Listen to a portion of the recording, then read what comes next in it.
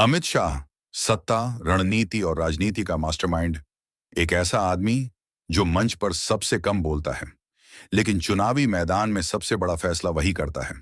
आज भारत की राजनीति का वो चेहरा जिसके एक स्ट्रोक से सरकारें बनती बिगड़ती हैं। आज कहानी है अमित शाह की। अमित शाह का जन्म 22 अक्टूबर 1964 को मुंबई में हुआ। मध्यम वर्गीय गुजराती परिवार, बिजनेस बैकग्राउंड, शुरुआती पढ़ाई से ही डिसिप्लिन और संगठन की समझ। यहीं से उनके अंदर एक झुकाव बनता है, सिर्फ भीड़ का हिस्सा बनने का नहीं, बल्कि भीड़ को दिशा देने का। युवा उम्र में उनका जुड़ाव राष्ट्रीय स्वयंसेवक संघ से होता है। यहीं उन्हें सिखाया जाता है संगठन कैसे खड़ा किया जाता है, जमीनी कार्यकर्ता कैसे तैयार होते हैं, और सबसे अहम, धैर्य। अमित शाह का पहला हथियार भाषण नहीं था, उनका पहला हथियार था संगठन। यहीं से शुरुआत होती है भारतीय जनता पार्टी के भीतर एक लंबे स्वर की। शुरुआत में कोई बड़ा चेहरा नहीं, कोई स्टार प्रचारक नहीं, सिर्फ बैकएंड की जिम्मेदारी।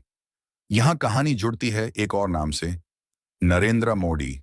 दोनों की जोड़ी राजनीति में सिर्फ दोस्ती नहीं थी, ये एक रणनीतिक गठबंधन था। नरेशन मोदी प्रशासनिक तेजी के लिए पहचाने जाते थे और अमित शाह मैदान में जीत का रास्ता साफ करने के लिए। गुजरात में संगठन विस्तार, बूथ स्तर तक टीम, डाटा आधारित माइक्रो मैनेजमेंट। चुनाव पोस्टर से नहीं जीते जाते, चुनाव जीते जाते हैं बूथ से। अमित शाह का सर सिर्फ जीतों से भरा नहीं रहा, उन पर कई बार गंभीर राजनीतिक आरोप लगे।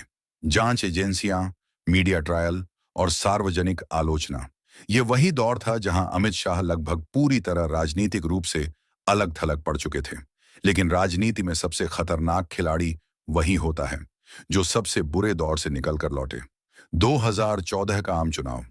मोदी चेहरा थे, लेकिन चुनावी मैनेजमेंट की कमान अमित शाह के हाथों में थी। देश भर में राज्यों की टीम, क्षेत्रीय समीकरण, जातीय संतुलन, सीट टू सीट रणनीति, यहीं से अमित शाह चुनावी चाणक्य कहलाने लगे। 2014 के बाद अमित शाह बने बीजेपी के राष्ट्रीय अध्यक्ष। उनका टारगेट साफ था, जहां बीजेपी नहीं है वहां बीजेपी बनानी है। नॉर्थ ईस्ट से लेकर पूर्वी भारत तक पार्टी विस्तार की नई रणनीति। 2019 के बाद अमित शाह बने भारत के गृह मंत्री। उनके कार्यकाल में कई बड़े और संवेदनशील फैसले आए। यहां आप फैक्ट ड्रिवन टोन रखें और भावनात्मक भाषा से बचें। गृह मंत्रालय देश की आंतरिक सुरक्षा की रीढ़ होता है। यहीं से अमित शाह सिर्फ रणनीतिकार नहीं, बल्कि सीधे सत्ता के केंद्र में पहुंचते हैं।